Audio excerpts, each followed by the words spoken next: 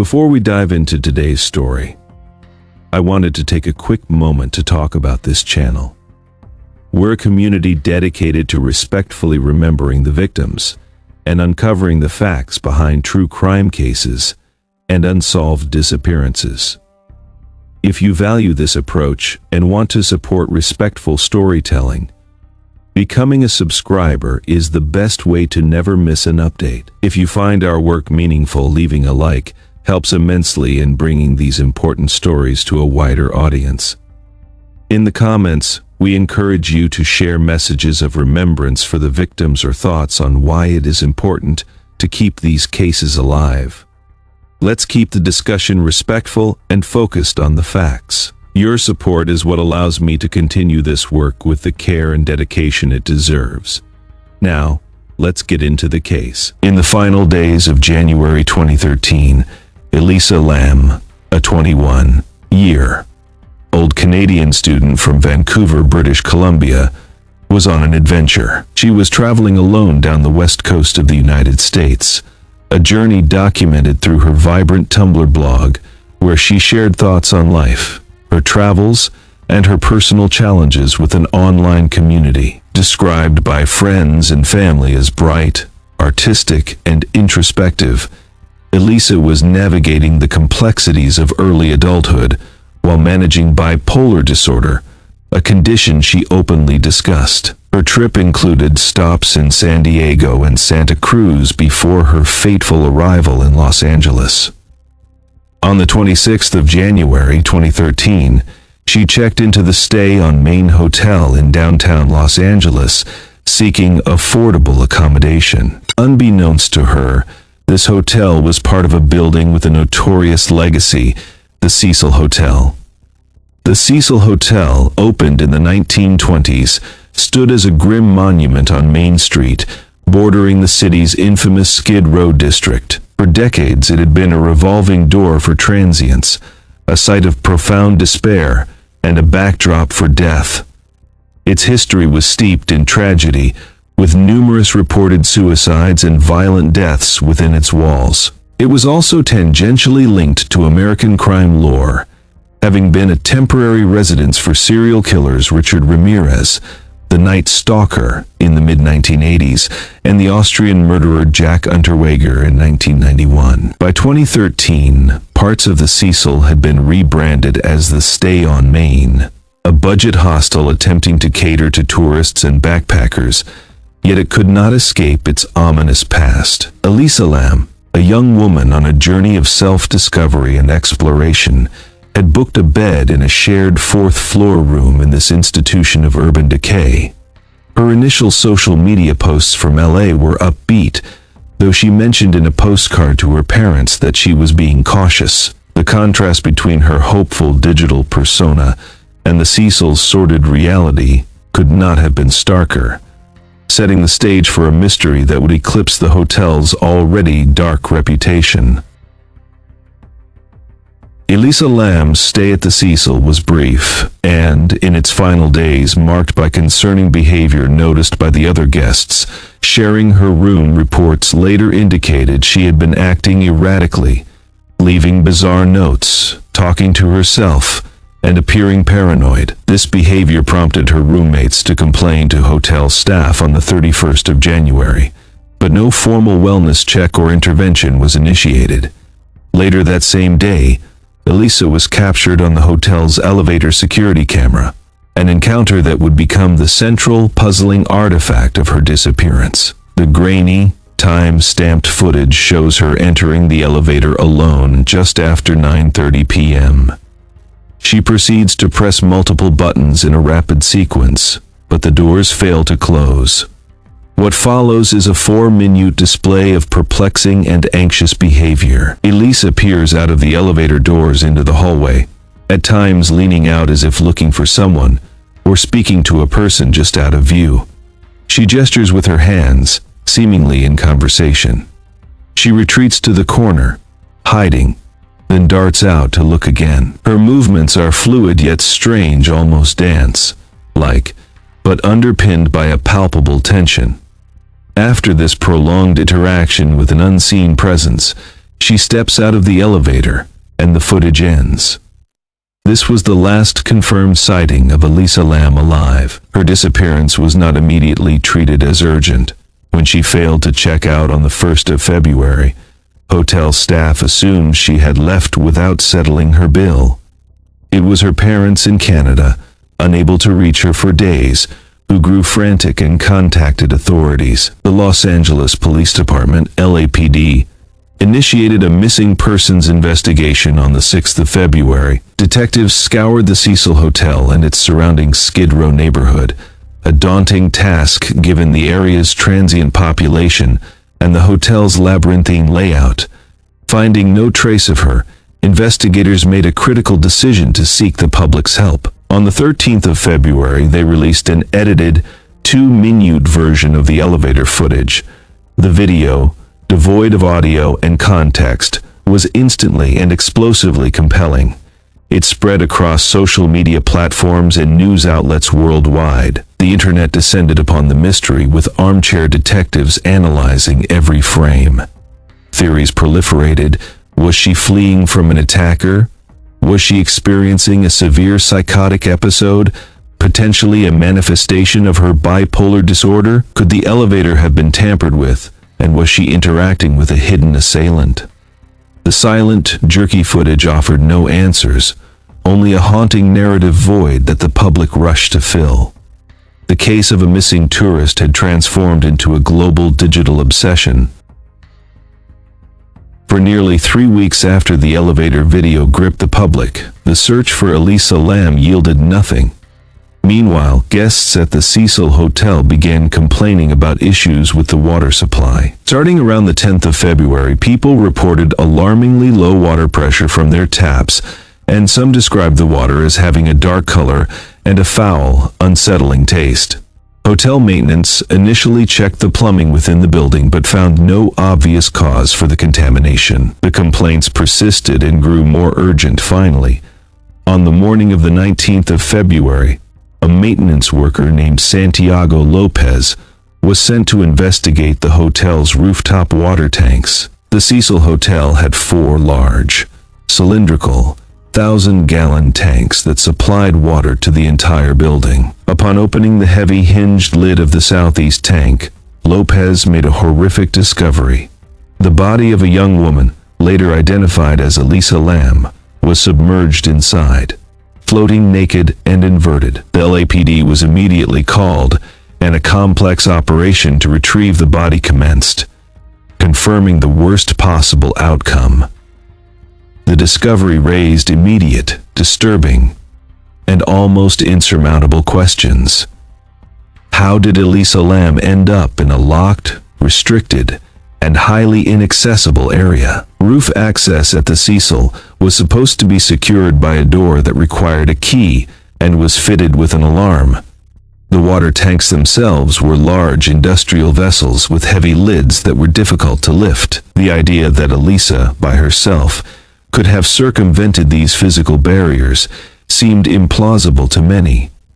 Fueling immediate speculation of foul play, had someone with knowledge of the hotel, an employee or a long-term resident, led her there or placed her there after her death. The macabre reality that hotel guests had been drinking, brushing their teeth, and showering in water that had contained a decomposing body for up to 19 days added a profound layer of horror and revulsion to the tragedy. The LAPD's investigation now shifted from a missing persons case to a death investigation with a highly unusual crime scene. The initial autopsy, performed by the Los Angeles County Department of Medical Examiner, Coroner, provided few immediate answers. While the body showed no obvious signs of blunt force trauma or stab wounds that would indicate a violent attack, a definitive cause of death could not be determined pending toxicology results. The coroner officially listed the manner of death as undetermined. Police pursued all leads, interviewing hotel staff and residents, reviewing key card access logs, and meticulously examining the roof and tank structures. Their preliminary findings complicated the narrative. They found no evidence of a struggle on the roof, and reports suggested the door to the roof might not have been functioning properly, potentially allowing access without triggering an alarm. Authorities began to publicly float the theory that Elisa, in a state of acute psychological distress, might have entered the tank herself. Yet the core logistical questions remained. Could she physically have moved the heavy lid? And if she did, how did it close behind her? The official investigation leaned towards a tragic accident, but the court of public opinion, armed with the eerie elevator tape, was moving toward a verdict of something far more sinister. In June 2013, the Los Angeles County Coroner's Office released its final report, bringing a measure of official closure to the medical investigation. The cause of Elisa Lam's death was officially ruled as accidental drowning. The pivotal piece of evidence came from the toxicology report. It found therapeutic levels of her prescribed medications, lamotrigine and bupropion, used to treat bipolar disorder and depression, in her system. But crucially, the levels of venlafaxine, an antidepressant she was also prescribed, were below the therapeutic range. This indicated she was likely not fully compliant with her medication regimen, creating a high risk for a manic or psychotic episode. The coroner cited bipolar disorder as a significant contributing condition to the accident. No alcohol or illegal drugs were detected, and there was no evidence of physical or sexual assault. Based on these findings, the LAPD formally closed its criminal investigation, concluding that Lam, while experiencing a psychiatric crisis, had accessed the roof, entered the water tank, and drowned. The police attempted to address the public's logistical doubts. They stated the roof door alarm was found to be non-functional at the time, and access was possible via a fire escape. They demonstrated that the heavy tank lid, while cumbersome, could be opened by a determined individual. The official narrative was clear: a tragic accident born from mental illness. However, this conclusion failed to silence the chorus of skeptics. For many, the elevator footage remained the insoluble core of the mystery. While her behavior was odd, online sleuths and some experts argued it did not categorically portray a person in a dissociative psychotic break. Her movements appeared too coordinated, her peering too purposeful. The absence of any other person on the extensive hotel camera footage was used by police to dismiss foul play, but it also highlighted a critical blind spot. There were no cameras covering the roof or all stairwell access points. Furthermore, the Cecil Hotel's management and history came under intense scrutiny. Why was security so lax? Why was a malfunctioning roof alarm not repaired? The hotel's sordid past acted as a prism, bending the facts toward darker interpretations. Conspiracy theories flourished, suggesting everything from a cover-up involving hotel staff to connections with the occult due to the hotel's infamous clientele. The Lam family's own legal representative expressed dissatisfaction, stating the investigation felt rushed and that unanswered questions about the roof access and Elisa's final hours persisted. The official accident verdict, rather than settling the matter, solidified the case as a modern Rorschach test. Viewers saw in it what they believed, be it a story of failed mental health systems, hotel negligence, or hidden malice. The death of Elisa Lam did not fade from public consciousness. Instead, it evolved into a foundational true crime phenomenon of the internet age. The release of the elevator footage was a catalyst that transformed a personal tragedy into a collaborative global puzzle. Online communities, primarily on Reddit and YouTube, dissected every pixel of the video, creating timelines, enhancing images, and proposing elaborate theories. This crowdsourced investigation had a dark side. It led to the wrongful harassment of individuals, including a musician falsely accused of being involved, highlighting the perils of digital vigilantism without accountability. The case became a benchmark for how mysteries unfold in the 21st century, where official investigations compete with and are often pressured by the court of public opinion.